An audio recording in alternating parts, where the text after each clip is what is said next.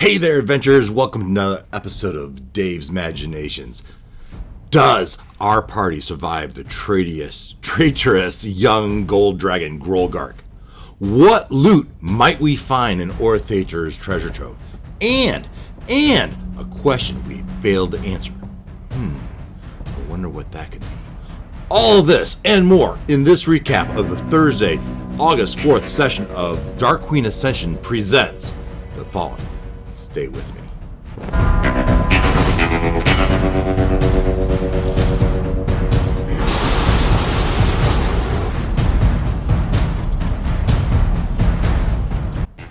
So, our adventurers had just defeated Arauthator and sensed the welling of power inside them as they achieved the 11th level. For most, this power was welcome, but for Gloin, or Grolgark, the young gold dragon, the dark god that had gifted him his transformation ability, is not satisfied and demands immediate tribute. Have no doubt, our team of adventurers are battle-weary. Spell slots are low, health points are low. Ruckus and Gloin are both suffering 2 levels of exhaustion, and everyone is quite distracted by Arauthator's treasure trove that is frozen into the ice all around them. And as they gawk at this treasure, the dark god consumes Gloin, or should I say Grolgark. His eyes grow dark, he lets out a roar and attacks the first human he sees, Olak. Grolgark, fire breath weapon, has recharged and he unleashes it on Olak, Katota, and Ruckus. Olak dives away and takes half the damage, but Katota takes the brunt of the damage, perhaps shielding some of the fire from Ruckus, who, again, only took half the damage, but Katota has fallen. Now, this didn't happen during the game. I wish I would have thought of it as we played, but suppose knowing that a life must be sacrificed for Grolgark's bloodlust to be satisfied, Katota chooses to let death take him. So, on Katota's turn, after being blasted by the fire breath, a ghostly visage apparates from his body. The ghost of Katota rises and tells his companion to not try to save him. His god, the Wanderer, will take him to a better place, perhaps somewhere warmer, perhaps somewhere much warmer. Sadly, Olak and Varinka did not hear the ghost lamentation as they each ran off to find a kobold to sacrifice to Grolgark. Meanwhile, the dark god is not convinced that life has been claimed and still has the eyes of murderous intent. Olak scores a critical hit with his booming blade. Strider casts a powerful blight on Grolgark. Then Grolgark fails to fend off a hold monster spell cast by Ruckus. We decided that it would take 3 rounds for Katota to die, that is, choosing to fail the life saving throw. Or, in my new imagination, for his spirit to break free from the body. So, Grolgark, albeit exhausted from the cold, has 3 chances to break free of the hold monster spell. Grolgark is low on hit points, but Strider wants to take no chances, so it traps Grolgark with this Bone of Earth spell. 6 5-foot diameter pillars of stone rise from the ice and cage Grolgark. Varinka and Olak each manage to get to the upper level using their different exits. One through the hole in the ceiling through the hoist, and the other up some ice slide. With Olak climbs the spiral slide and finds Macath, while Varinka uses an unseen servant to lower a rope for her to use to climb out. They each go search for a kobold. Rounds pass, and Ruckus successfully holds Grolgark until Katota's spirit breaks from its body. The dark god, satisfied, Grolgark comes to its senses and reverts to his dwarven form of Gloin. Gloin realizes that he, as Grolgark, has killed Katota and breaks down in hysterics. Olak and Macath find a small group of 5 kobolds. Olak has Macath cast flying on him, and Olak brings out his automaton, Minnie. Then Olak starts knocking out the kobolds and letting Minnie make the killing blow on 3 of them. The last 2 he leaves unconscious and throws them over his shoulder and starts to take them to Grolgark. Meanwhile, Varinka plays a little bit of hide and seek with one kobold and until he's able to grab that kobold by its tail and drags it back to Grolgark. Olak and Makath and Varinka all head back to Makath's living space, but find Grolgark's issue has been resolved, and Gloin, but Gloin is still inconsolable. But through the night, the evening passes, and a long rest is taken, and the next day we collect treasure, and we find our guide, Kolvar's dead body. From the treasure trove, we find that there's 12,189 gold pieces and 5 silver pieces. That includes 2 diamonds, each worth 300 gold pieces, and a cleric's font worth 1,000 gold pieces. We rolled on that last week. Without the diamonds and the font, you still have 10,589 gold pieces and the 5 silver pieces. Also in that, as we talked about last week, you did find 11 mundane rings and 1 mundane shield that Olak was looking for. Also, amongst the treasure, we found some magic items. Now, I let the guys each pick an item, and we roll in the fate chart. Most of them weren't so lucky to find exactly what they're looking for, but were given the opportunity to pick one of 2 randomly rolled items off a magic chart of outside of D&D official content. 4 different resources I had, and so they each got some stuff.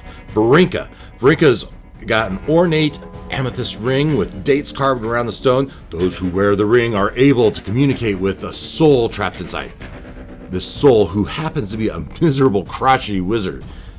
If Varinka, the wearer, can befriend the wizard, he, the wizard, right, may be willing to offer some advice.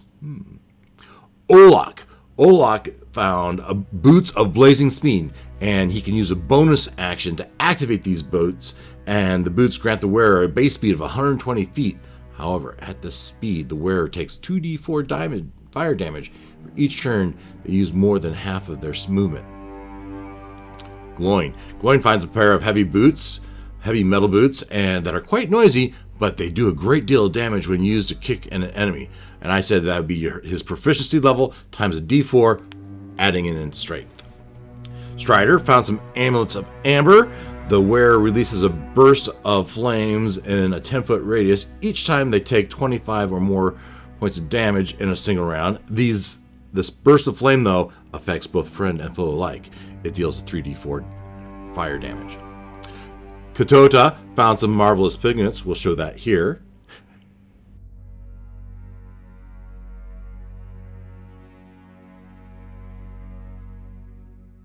And Ruckus found a grasping. Ruckus, who wasn't there, right? Ruckus wasn't there last night, so we're gonna give him the choice of a grasping shield or a shimmering ring.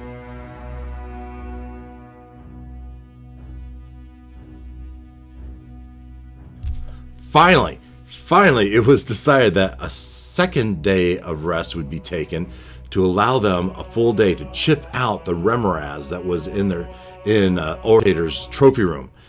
And they would take the day to chip it out, clean out the carapace, and collect the poison sacks. But as promised, we do have an unresolved questions.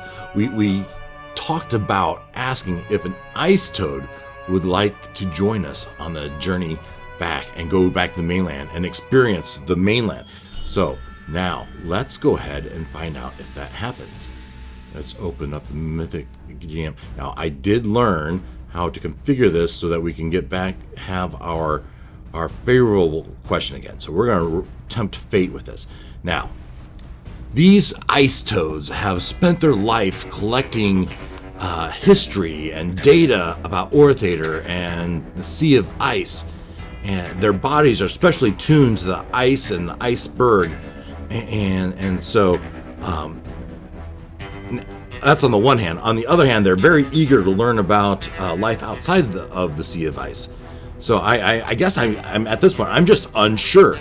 Now, for them, the life has been pretty chaotic. They have new visitors, Arauthator's changed, so I'm going to put this chaos factor, we're going to make it 6. And is the answer favorable? Would they? Yeah, I think it's favorable. Will Ice Toad will an ice toad come with the adventurers? I don't know. Let's find out.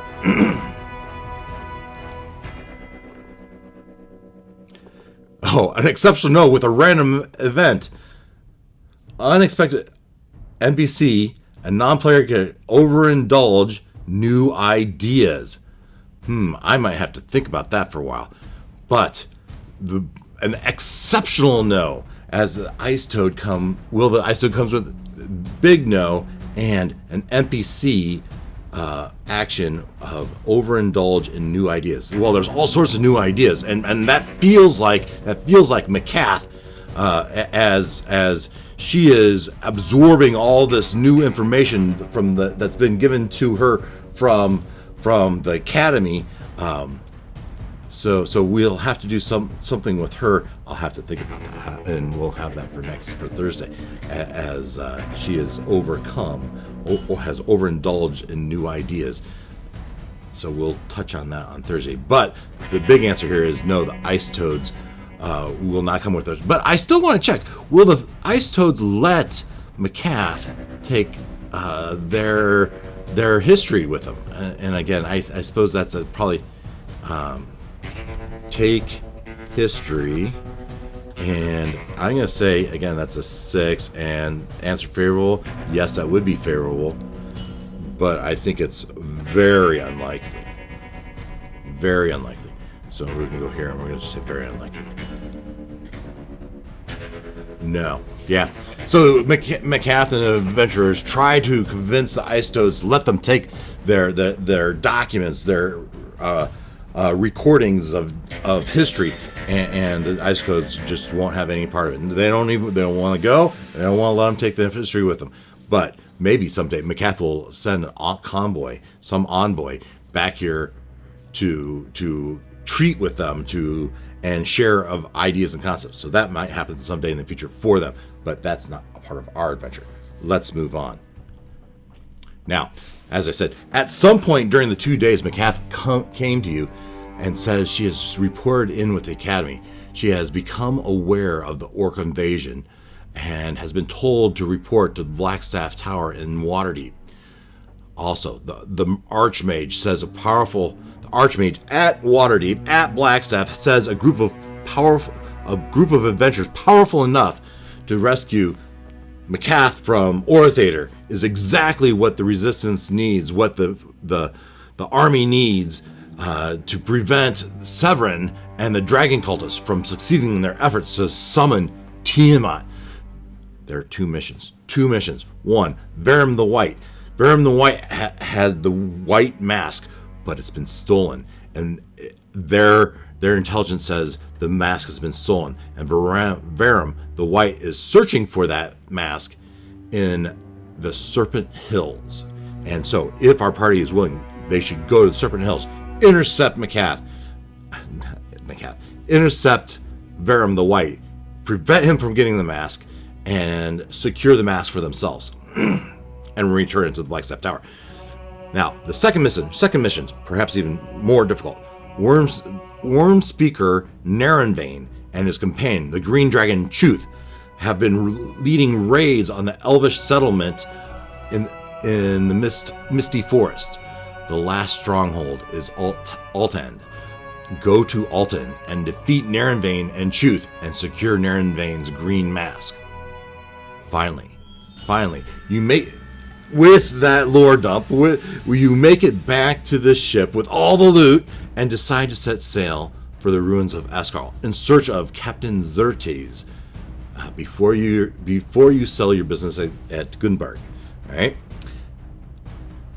Oh, hey, before you shut me down, please take a moment to hit that like button, right? I'd appreciate it.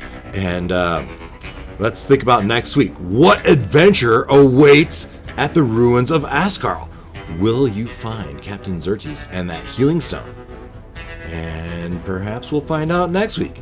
So I suppose until then, take care.